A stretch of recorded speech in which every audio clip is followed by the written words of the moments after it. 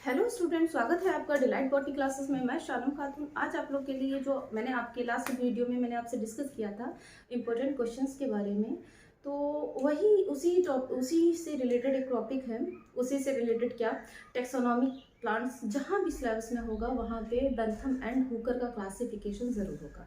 हम जानते हैं कि कोई भी ऑर्गेनिज्म हो उसको क्लासीफाई किया जाता है। प्लांट्स जो हायर प्लांट्स हैं उनके लिए क्लासिफिकेशन बहुत सारे दिए गए थे, तो उसमें सबसे ज़्यादा इम्पॉर्टेंट जो है वो बेंथम एंड हुकर क्लासिफिकेशन है, क्योंकि यूपी में या हम कह सकते हैं इंडिया में ज़्यादा से ज़्यादा प्रैक्टिकल लैब में भी बेंथम एंड हुकर का क्लासिफिकेशन ही यूज़ किया जाता है। वैसे तो मुझे एक वीडियो लानी थी सिस्टम ऑफ क्लासिफिकेशन पर, लेकिन आपके एग्जाम्स करीब में हैं तो मैंने सोचा कि जो सबसे ज़्यादा ज़रूरी क्वेश्चन है उसके बारे में ही डिस्कस कर लिया जाए। अगर आपको लगता है कि सिस्टम ऑफ क्लासिफिकेशन की भी वीडियो आपको चाहिए तो वो अलग से क्वेश्चन है, वो मैं आपको पढ़ा दूंगी, आप कमेंट बॉक्स में बता दीजिएगा। दूसरी बात, इस वीडियो को ज़्यादा से ज़्यादा शेयर कीजिएगा, क्योंकि जहाँ भी अगर किसी भी बुक में आपने बेंथम एंड हुकर देखा होगा तो आपको वो मोस्ट टफ लगा होगा। अब आपने सोचा होगा अरे नहीं हो पाएगा हमसे, बट यकीन मानिए आप पूरी वीडियो को मतलब मिस करना कीजिएगा, पूरी वीडियो को देखिएगा। और जो मैं नोट्स आपको अवेलेबल कराऊंगी टेलीग्राम पे उसको आप लिख लीजिएगा, फिर वीडियो को देखेंगे तो आपको अच्छे से समझ में आ जाएगा। चलिए बात करते हैं क्लासिफिकेशन सिस्टम की। देख लेते हैं, मैंने यहाँ पे पूरा सिस्टम बना दिया है, लेकिन उससे पहले हम लोग थोड़ी सी बात करेंगे।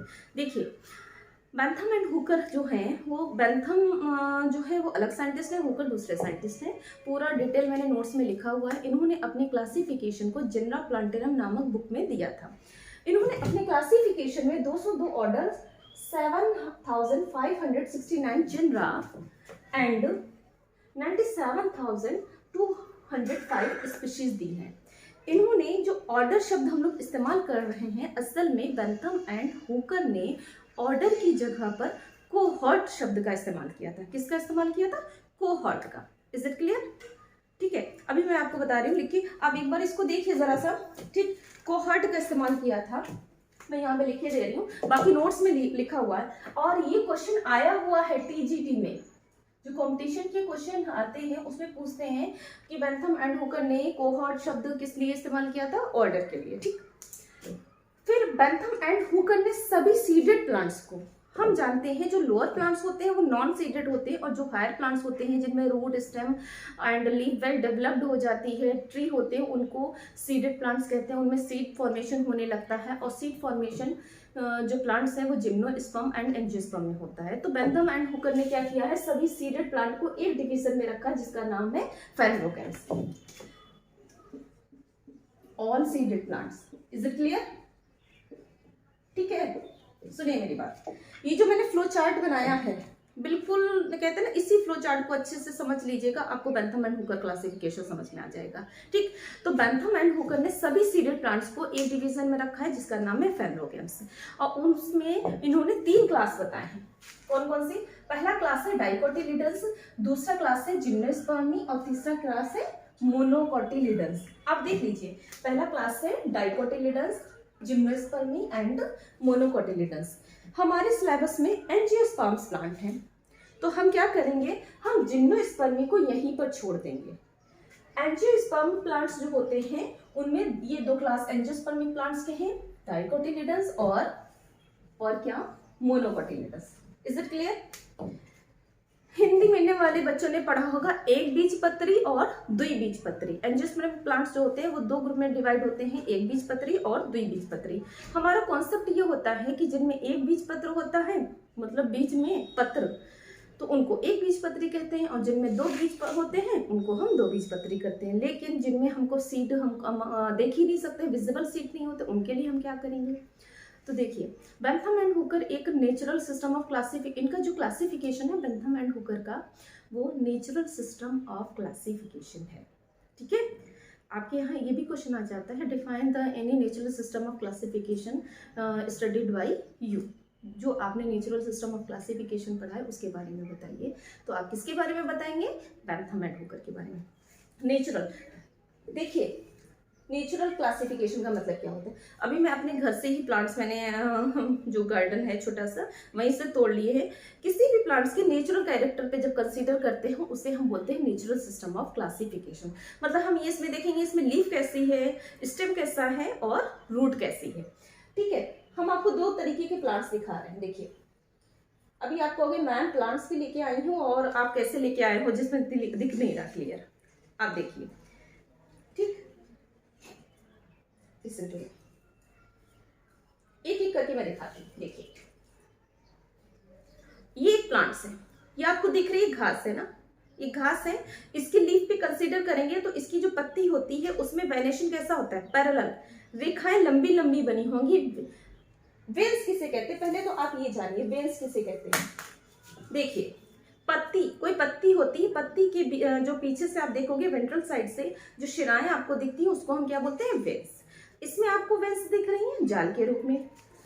ये जो घास है इसमें आपको वेन्स कैसे दिख रही हैं, पैरेलल। ठीक है, तो मोनोकॉट में, मोनोकॉट की पत्ती में वेन्स कैसी होती है, समानांतर, पैरेलल। डाइकॉट की लीफ में वेन्स कैसी होती है, रेटिकुलेट। डन कर लीजिए इस पॉइंट को। यही पॉइंट मैंने नोट्स में लिखा हुआ है, क्लास डाइकोटिलिडन्स में लिखा हुआ है कि इसकी लीफ में वेन्स रेटिकुलेट होती हैं और मोनोकॉटल में लिखा हुआ है इसकी लीफ में वेन्स पैरेलल होती हैं। ठीक है, देखिए दूसरी मैं एक और लीफ लेके आई हूँ, आप इसको देखिए। अब आप अपने घरों में, अपने सराउंडिंग्स में जितने प्लांट्स हों और उसकी लिस्ट बनाइएगा कि कौन सा मोनोकॉट है कौन सा डाइकॉट। आप देख सकते हैं उसमें लीव्स में वेन्स कैसी होती है, पैरेलल, समानांतर। गन्ना आपने देखा है, गन्ने में कैसी होती है, पैरेलल। तो वो गन्ना है, दूब घास है, गेहूं है, धान है, मक्का है, ये सारे प्लांट्स कैसे हैं, monocots. Is it clear? Clear, notes में कर देंगे। फिर हम उसके बाद में रूट देखेंगे प्लांट्स की। देखिए रूट्स में मुझे डिफरेंस बताइए आप लोग। आप ये रूट देख रहे हैं, इसमें ये जो रूट है ये मेन रूट, एक मोटी सी रूट होती है और उसके साथ में रूट हेयर्स लगे होते हैं, ऐसी रूट को बोलते हैं टैप रूट। असल में जब एम्ब्रियो बनता है तो एम्ब्रियोनिक स्टेज में जो रेडिकल से रूट निकलती है उसको हम बोलते हैं टैप रूट। ये एम्ब्रियोलॉजी में पोर्शन है। यहाँ पे बस हमको इतना पढ़ना है कि डाइकॉट्स में कैसी रूट होती है, नॉर्मली मेन जो रूट होगी वो कैसे फॉर्म में होगी, tap root. Is it clear? आपको दिख रही है टैप रूट। ये जो मोनोकॉट्स में लीफ में वेनेशन पैरेलल था, इसमें मेन कोई रूट नहीं है, इसमें ढेर सारी रूट्स जो हैं एक पॉइंट से निकली हुई हैं। ये टैप रूट नहीं है, ये एडवेंटिशियस रूट है, इसको फाइब्रस रूट भी कहते हैं, इसके कई नाम होते हैं। ठीक है, तो आप इस बेस पे बता सकते हो। फिर आप डाइकॉट में लिखोगे लीफ में जाल होता है, वेनेशन में यहाँ लिखेंगे पैरेलल होता है। रूट्स इधर टैप होती है, उधर टैप रूट नहीं होती है। फिर फूल की बात करेंगे, तीसरा नेचुरल कैरेक्टर मोस्ट इंपोर्टेंट क्या है, फूल। डाइकॉट्स में फ्लावर्स जो होते हैं वो पेंटामेरस होते हैं। पेंटामेरस का मतलब उनमें जो पंखुड़ियां होती है ना, पेटल्स, वो 5 के गुने में होंगी, कम से कम 5 या 5 के गुने 10। जैसे गुलाब का फूल आप देखते हो, आप उसके यहाँ से देखना बेस से, और आप काउंट करना पहले घेरे में 5 पंखुड़ियां होंगी। यहाँ पे मैं लेके आई हूँ आपके लिए कौन सा फूल, गुड़हल का है, हिबिस्कस इसका बॉटनिकल नेम है, इसकी फैमिली है मालवेसी। इसमें आप काउंट करो 1 2 3 4 5, पेंटामेरस है ना। अब आप कहोगे मैम मैंने गुड़हल कई पंखुड़ियों वाला देखा है। हम लोग जो जेन्युइन होता है ना, जो विदाउट हाइब्रिडाइजेशन, मतलब उसकी बात करेंगे, क्योंकि आजकल जो है क्या बोलते हैं ना, हाइब्रिडाइजेशन भी बहुत ज़्यादा कराया जाता है प्लांट्स में, तो उसमें थोड़ा सा नंबर इधर से उधर हो जाता है। बट जो डाइकॉट्स में फ्लावर्स होते हैं वो पेंटामेरस होते हैं, मोनोकॉट्स में कैसे होते हैं, ट्राइमेरस। तो क्लियर हो गया आपको? फिर से हम बात कर लेते हैं। अब एक चीज नोट कर लीजिएगा, जो फ्लो चार्ट कोई भी बनता है तो इधर साइड में जो चीज होती है वो प्रिमिटिव होती है और उधर साइड में जो चीजें होती है वो एडवांस होती है। Is it clear? तो आपके यहाँ एक और चीज आती है कि आपके प्रिमिटिव और एडवांस भी आपको पता होना चाहिए। जब तक हम स्टूडेंट लाइफ में होते हैं बच्चों, हम ये सोचते हैं कि मोनोकॉट प्रिमिटिव होता है और डाइकॉट एडवांस होता है। ऐसा बिल्कुल भी नहीं है। डाइकॉट मोनोकॉट से प्रिमिटिव होता है, डाइकॉट प्रिमिटिव होता है एंड मोनोकॉट एडवांस होता है। इतना डन कर लीजिए। अब आप कहोगे मैम ऐसा क्यों है? According to Bentham and Hooker, उनका ये कहना था कि जब फ्लावर्स, फूल जो है जितना माइन्यूट होता जाएगा, ठीक है, जितना रिड्यूस होता जाएगा, उसमें सेक्स ऑर्गन्स की संख्या जितनी ज्यादा कम होती जाएगी, वो प्लांट्स उतना ही ज्यादा रिड्यूस होता चला जाएगा।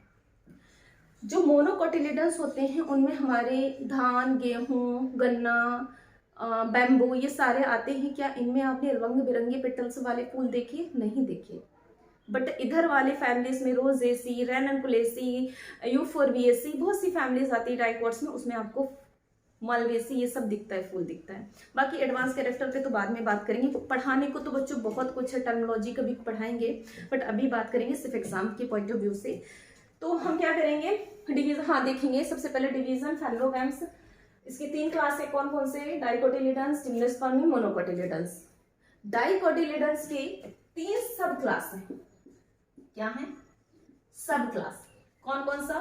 पहला है पॉलीपिटेली, गैमोपिटेली, मोनोक्लेमाइडी या इनकम्प्लीटी। इतना याद हो जाएगा कि डाइकोटिलिडन्स के कितने सब क्लास है? 3, पॉलीपिटेली, गैमोपिटेली, मोनोक्लेमाइडी। 2-4 बार लिख के जरूर देखना है आपको, ठीक है। उसके बाद में पॉलीपिटेली की कितनी सीरीज है? 3 सीरीज, थैल्मीफ्लोरी, डिस्कीफ्लोरी एंड कैल्सीफ्लोरी। 2-4 बार याद करेंगे, याद हो जाएगा। थैल्मीफ्लोरी, डिस्कीफ्लोरी एंड कैल्सीफ्लोरी। अच्छा एक और चीज, जब पेटल्स फ्री होते हैं तो उसको हम क्या बोलते हैं? पॉलीपिटेली। जब पेटल्स फ्यूज्ड होते हैं उस कंडीशन को हम क्या बोलते हैं? गैमो। क्लियर? इनके कैरेक्टर्स में मैंने नोट्स में 1-2 पॉइंट यही लिखे हैं कि when petals are fused then it is known as polypetaly and when petals are free it is known as poly and when fused it is known as gamo. Is it clear? इसकी भी 3 series है, इनफेरी, हेटेरोमेरी and बाइकार्पेलिटी। अच्छे से notes तो आपको Telegram पे मिलेगा ही, बस इसको 2-4 बार फ्लो चार्ट आप बना के देखेंगे। फिर मोनोक्लेमाइडी में, अरे इसमें तो 8 सीरीज है, घबराना नहीं है बिल्कुल भी। आप इतना कर सकते हो कि इसमें 8 सीरीज होती है, आपने बता दिया। आप एक आध एग्जाम में अगर भूल जाओ, पहली बात कोशिश करो 8 याद करने की। अगर एग्जाम में एक आध भूल जाओ तो कुछ निम्न है करके 2-4 सीरीज बता देंगे। कर्वम्बरी, मल्टी ओवेलेटी एक्वाटिसी, तीसरी है मल्टी ओवेलिटी टेरेस्ट्रिस, चौथी है माइक्रो एम्बरी, 5th है डेफनेल्स, 6th है एक्लेमाइडोस्पोरी, 7th है यूनिसेक्सुअल्स एंड 8th है ऑर्डाइंस एनामोली। ऑर्डाइंस एनामोली पे मैं टिक कर रही हूँ क्योंकि ये विवाद इसमें सारी विवाद वाली फैमिलीज को रखा गया है। जब हम इस क्लासिफिकेशन का मेरिट और डीमेरिट पढ़ेंगे तो हम यहाँ पे ये पॉइंट डिस्कस करेंगे, ठीक है। Is it clear? तो इसमें 8 सीरीज हो गई हैं। उसके बाद में मोनोकोटिलिडन्स की बात करेंगे। मोनोकोटिलिडन्स के मैंने कैरेक्टर डिस्कस ही कर दिया, आपको उसमें नोट्स में लिखे भी मिलेंगे कि पैरेलल वेनेशन मतलब कोई लीफ है उसमें वेनेशन कैसा है? पैरेलल। और बेटा पैरेलल 2 तरीके से हो सकता है, जैसे केला है उसमें वेनेशन तो ऐसे ऐसे होता है, जाल नहीं होना है। पैरेलल का मतलब ये नहीं कि लंबा लंबा ही, पैरेलल का मतलब VTS भी हो सकता है। और जब लीफ में वेनेशन, सिराएं, जाल होगा तो ये कैसा होगा? डाइकोट, ठीक। अब मोनोकोट्स की सीरीज कितनी है? 7 सीरीज है टोटल। कौन कौन सी? माइक्रोस्पर्मी, एपिगाइनी, कोरोनारी, कैल्सिनी, न्यूडीफ्लोरी, एपोकार्पी एंड ग्लूमेसी। इसका मैं एग्जाम्पल बता रही हूँ। ग्लूमेसी में पोएसी फैमिली को रखा गया है। कौन सी फैमिली को बच्चों? पोएसी। पोएसी का पुराना नाम है ग्रेमिनी, ठीक है। जो अनाजों वाली फैमिली है आपके सिलेबस में भी है, तो वो कौन सी है? ग्रेमिनी या फिर पोएसी। अब आपसे एक क्वेश्चन पूछ रही हूँ मैं, अगर क्वेश्चन में आए कि define the most advance family of angiospermic plants, तो आप किसके बारे में बताओगे? पोएसी के बारे में। Is it clear? ठीक है। तो according to Bentham and Hooker सबसे एडवांस फैमिली कौन सी? पोएसी। और हाँ, according to Bentham and Hooker Thalamiflorae में सबसे पहली फैमिली थी रेनन्स ऑर्डर में रैननकुलेसी,